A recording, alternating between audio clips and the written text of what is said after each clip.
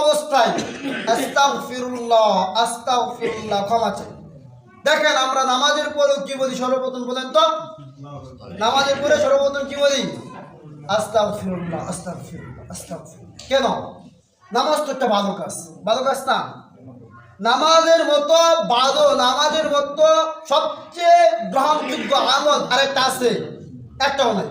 তো নামাজের মতো সবচেয়ে শ্রেষ্ঠ ইবাদত করলাম, তারপরে আস্তাগফিরুল্লাহ সবাই বলে, সবাই, ইমাম মুসল্লি সবাই বলে কি? আস্তাগফিরুল্লাহ। কেন?